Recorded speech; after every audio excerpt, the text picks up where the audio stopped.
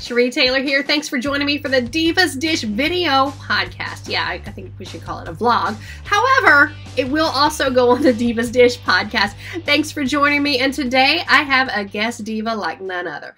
Yeah, we say diva and a lot of people call me a diva, but we're not talking like hair flipping diva. We're not talking about Mariah Carey diva, which by the way, would be great if I had on here. But today, a lady that is owning her own space, none other than Miko Underwood of Acorn. She is a fashion designer and she is fantastic. And she's taken something that it is strictly straight from our American roots, denim, and changing the fashion world with it. I can't wait for you to meet her. Come on in. Let's go see. Sure. Thank you. So you get to be a guest diva with me, which means not necessarily diva like this, but diva in the world that you own. And after seeing your collection, I was so, because I felt like I was going through a history lesson, and it's so amazing because it opens up with someone from our area that we all just lost. Chadwick Boseman is from down the street from us in Anderson. Is he? Oh, you're going to make me cry. Oh, wow. Oh. When he passed, I mean, such a sweet story because we followed his career all along. But, and there are people in the community that have known his family, grown up with him and that kind of thing. And then like when he passed, my boys and I curled up in the bed, watched Black Panther, tears down our eyes. And then when I'm watching this, and then all of a sudden I hear the Jeremiah, and all of a sudden I'm like, that's Chadwick. Oh my goodness. And I'm just, that just tugged at my heartstrings, and just the beauty of all that. And then you opened up with that. And then it was like a history lesson. It's like I cover so many fashion weeks, but I was at a fashion show, but I also was at a history lesson. And tell us, Miko, tell us about the history of denim and how it ties into the Americans. That is something that is strictly American. That is something grown from our roots. Yes, and that's what I wanted to portray. You got it so succinctly, so clear. You articulated so succinctly, so clearly. First and foremost, I give so much credit, and I have so much respect for Chadwick Boseman. I mean, he just embodied what it meant to be an artist, but to live authentically through everything that he was challenged with. And he gave us such beautiful artistry, and to me, listening to that speech at Howard University, he just hit me personally. I mean, if it was up to me, I would have had the speech run all the way through, but the director and the editor, they were like, we just, what are the pieces that stand out to you? Because he dropped so many jewels in that speech about living in purpose and living authentically. And it really resonated with me on an incredibly deep level. And so I had to, and it just felt right, with the timing. We've lost so many people this year, and that was a blow. That really hurt, and I needed to honor him in some way, because to me he also feels like he's very much in peace. Yes. He came, and when he did the Jeremiah speech, and you start listening to it, and the story behind his life and how he lived it. And he, even up until right before he passed, he never said what was going on with him. He had people like internet trolls coming to him and said, oh, he's got something wrong with him, or suggesting that he had substance abuse issues or whatever going on because of him losing weight. And he just held his head high. And we were talking about this at a brunch yesterday, that he held his head high, and he just did everything he did with dignity and with love. And he embodied what the human spirit is. Yes. And he was sitting here for that season, and he listened to his purpose, he listened to his calling, and he shared that with the world. And it was amazing. Yeah. And so that was really important for me to just pay reverence, to pay homage to him and what he did just for our culture, as Americans, and what it means to stand with integrity and authenticity, And so I felt it was, really, and my nephew's name is Jeremiah, my sister, that was a passage that really moved her when she was pregnant. So it felt right. And he was the original model for the campaign when we launched the brand last year. Okay. So I feel like it just kind of all tied together, right? It did. And the history lesson. We I just felt like in denim, in the denim spaces, I've been designing for a really long time. And in the denim spaces, it's been just a very narrow perspective of denim. We don't see women in denim. We don't see Black people in denim. We don't see Asian. We don't see any kind of diversity. It's always very whitewashed and white male. It's Mhm. like a Marlboro Man image or like, cowboy, The Westerner. James Dean image, that kind of thing. Something like in that vein. And so first and foremost, I wanted to be a woman in denim because I love denim so much. And secondly, when I began to learn about the history of indigo and how it had been a hidden commodity of the slave trade, which I had never known that. We always hear about cotton and how cotton really brought us into the capitalist society that we're in today. And we talk about a little bit of like sugar and rum, that conversation, but we never really talk about indigo and how it was also not just a fabric, but it was a currency, it was a dye and a fabric, for Americans. And so to me, that was like, I felt like I was an archaeologist that found like a chip of a dinosaur bone. You know what I mean? Exactly. And you're like, oh, where else does this lead?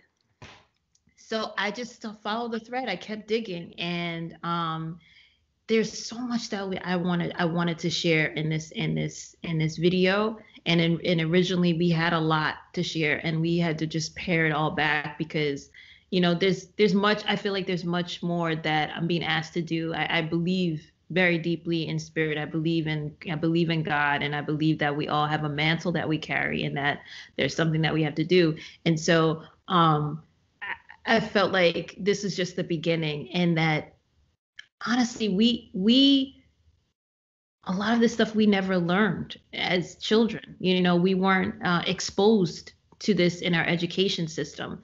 And I knew that it was a lot of information and it needed to be shared in baby steps. And so it was really important for me to be able to tell uh, an American denim story.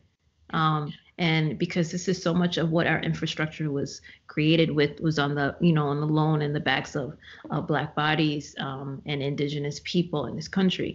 And to see the connections of, we've been having a lot of criminal justice conversations in the last couple of years, and the connections to enslavement and incarceration, and how denim was tied to that, and how women in the shipyards began to unionize on their own when they were ostracized from unions, and they created their own social groups, and all of their work was their persistence and their determination, even though that they were faced with gender discrimination, sexual harassment, racial discrimination. They were, economically disadvantaged.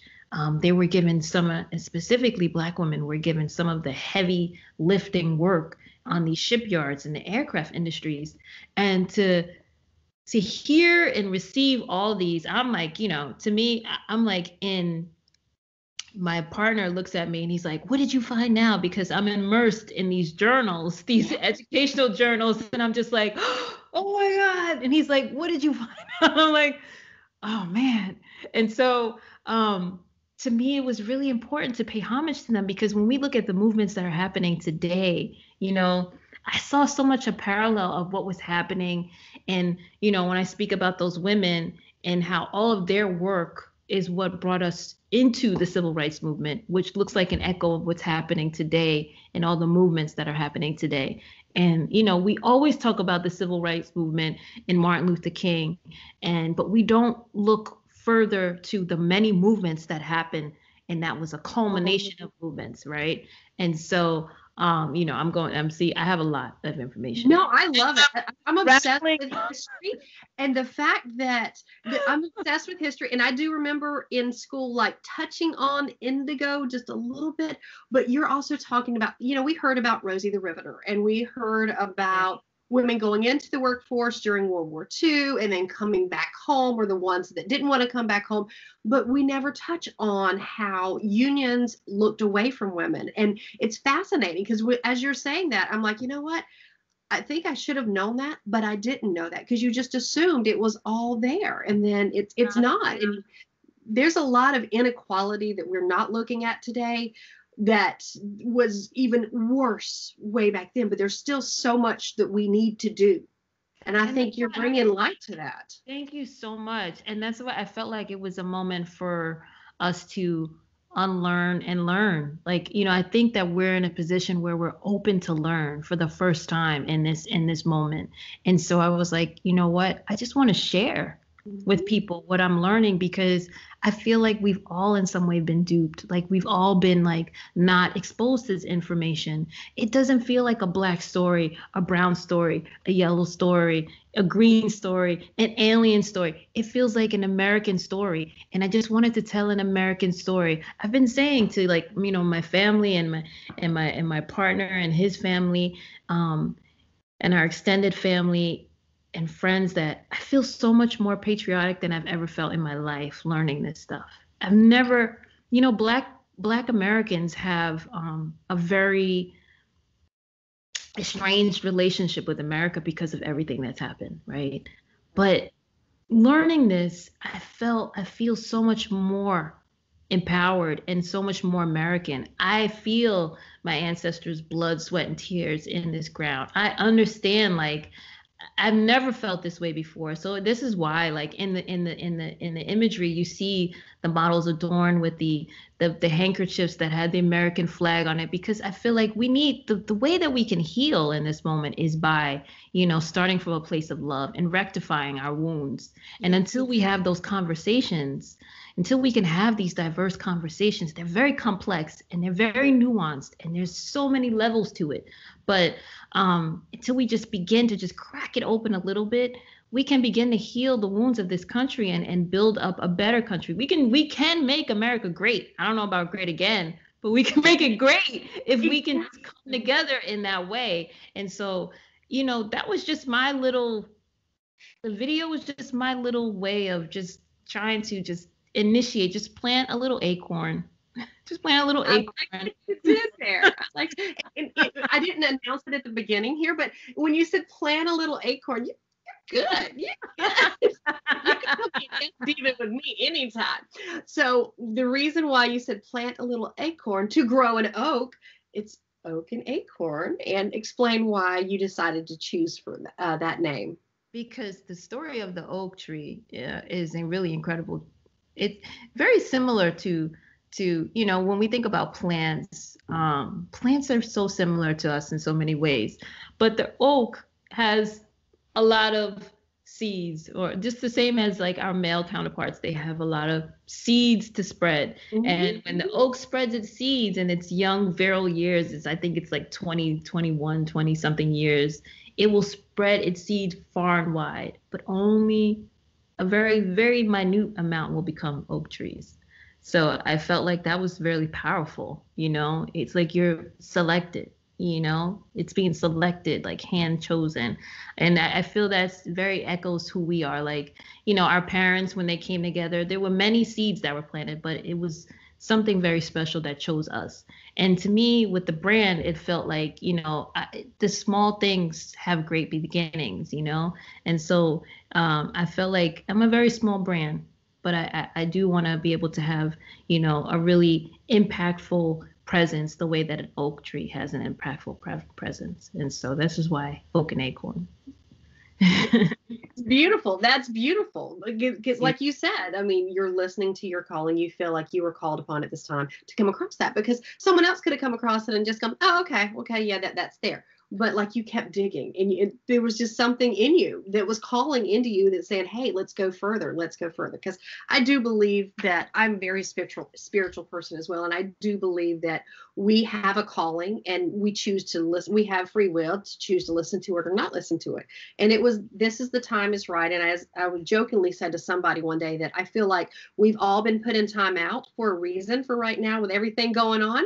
And we can choose how we do it. Like with my kids, I used to put them on the naughty step or timeout, because one wouldn't sit on it in a chair in the corner. He would flip out. So I had to call it the naughty step, and they would sit on the stairs and think about what they did. And if they got up and they still were acting the same way, they had to go back. So I think there's some things that we need to look inward on and how we also work with the rest of the world as well. That's what I'm gathering with this right now, because we could all just be depressed over this, and I know we all have moments of being down, but it's how you choose your time. You're going to have to spend the same amount of time in quarantine, and we are with the pandemic. It's just how we choose to spend our time.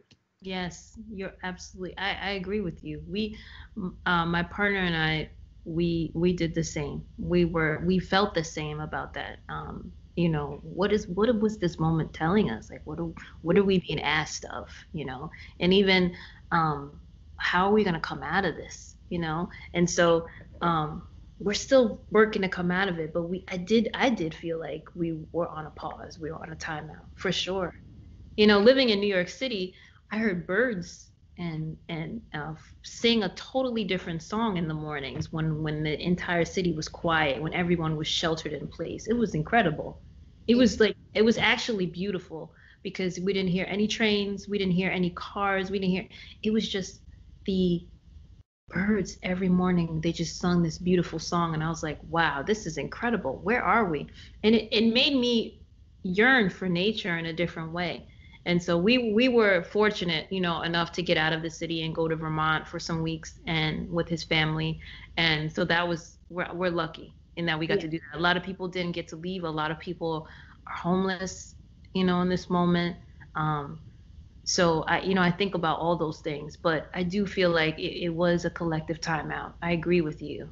Exactly. I agree with you. And you did some research, and I think the rest of us need to look into that too, because I'm fascinated now, because when I was watching your video, and I'll have that popped up for the viewers too and the listeners too, that they can see, but watching the video, and like you mentioned, in the shipyards, and how it's not just, it didn't pop up in the 50s when everybody started wearing blue jeans. This is something that's been around for years, and it's part of our culture.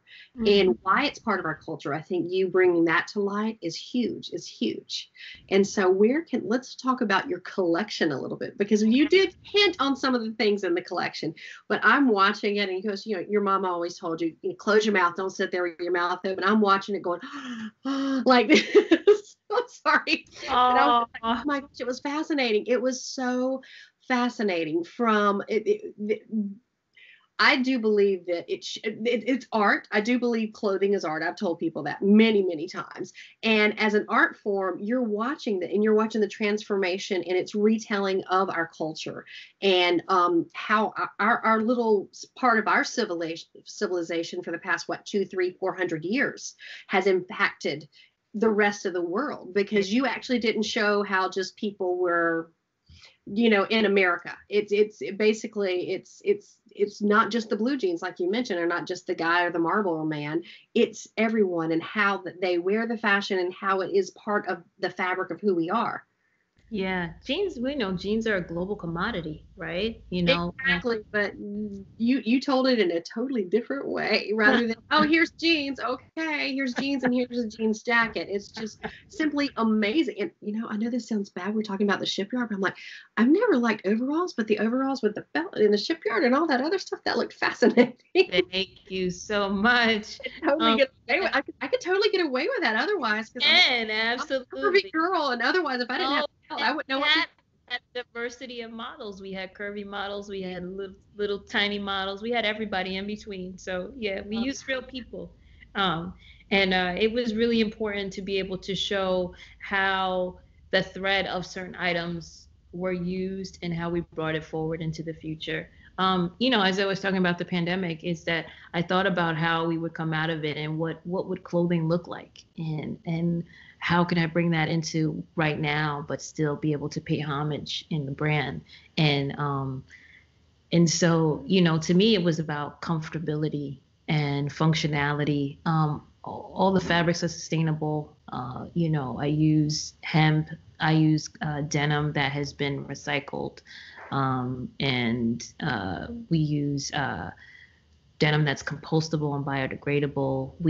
We've added some extra coatings to some of the fabrications and some of the pieces that have antiviral, antibacterial. So we're just thinking about, like, some of the pieces have hand dyed, hand woven, hand stitched West African fabrics. And so it's really about not only paying homage, but also how can I bring this collection forward into the future. And then we had those great statement hoodies that were like really just meant to be for empowerment and, for us to just feel good again, and bring some light and some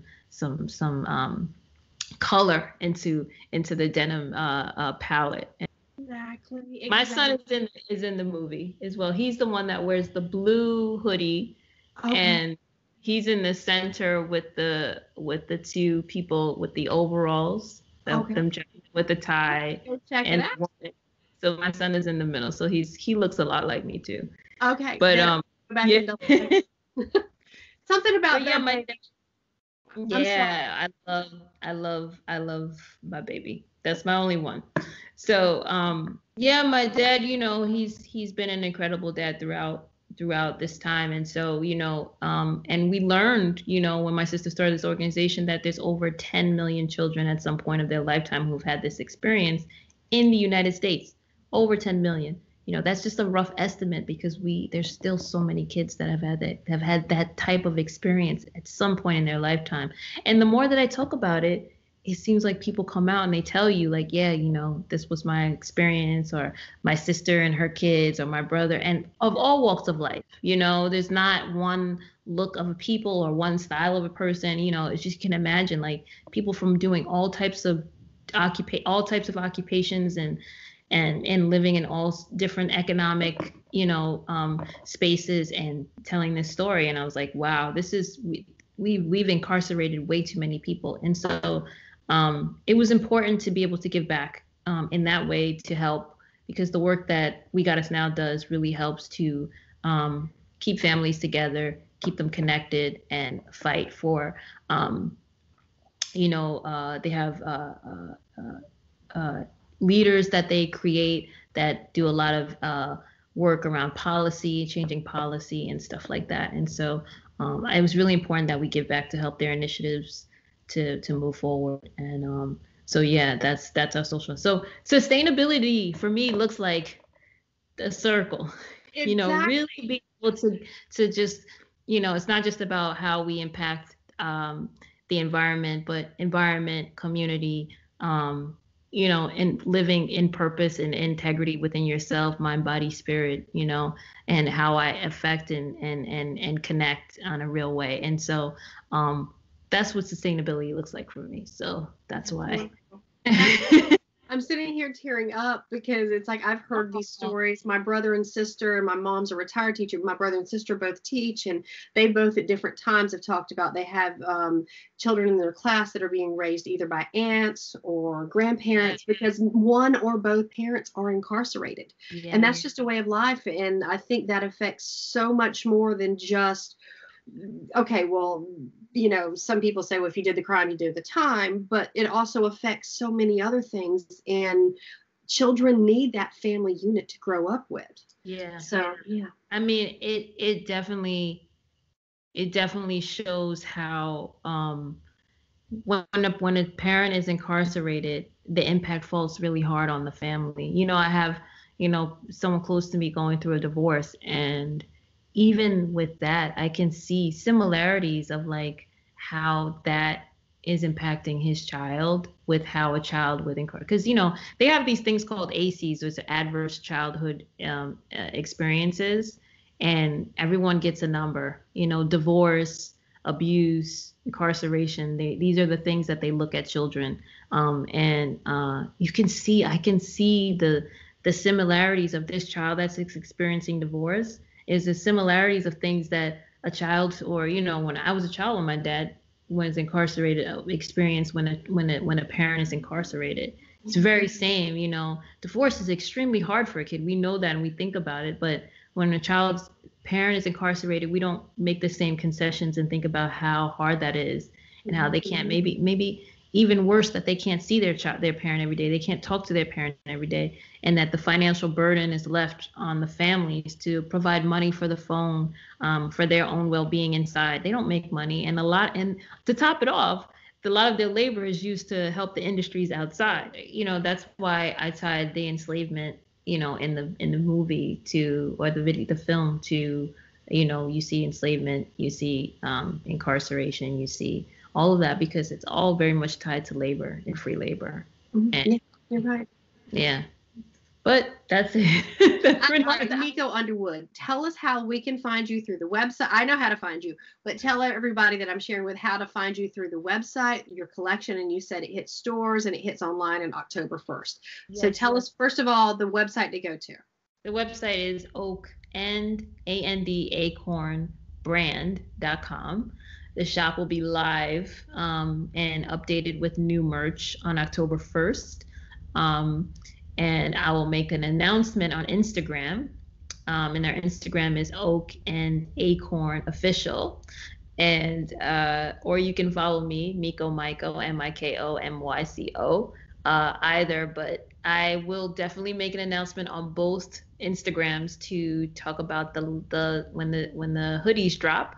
But yeah, you can find it. You can also see the visual presentation of New York Fashion Week on my website on oakandacornbrand.com. So everything's there for you to watch. It's fantastic. And I will be sharing that as well. So thank you so much. I love speaking with you. I would love to speak with you again once everything drops, if that's okay. Yes. If you come back and be another guest, Diva. I would love to. Thank you so much. I love that. I love that. And I love the story, and I love the fact that you are sharing this. And of course, you're giving back, because I do totally believe in giving back. I'm trying to teach my boys that too. They're catching it. And so giving back I think we actually give more to ourselves when we give back. That's right. That's true. That's very true. Thank you so much, Sherry. Thank you so much. I appreciate it, Miko. Thank you so much. And many blessings to you. And I'll be talking to you soon. Thank you. Okay. Bye-bye. Bye-bye.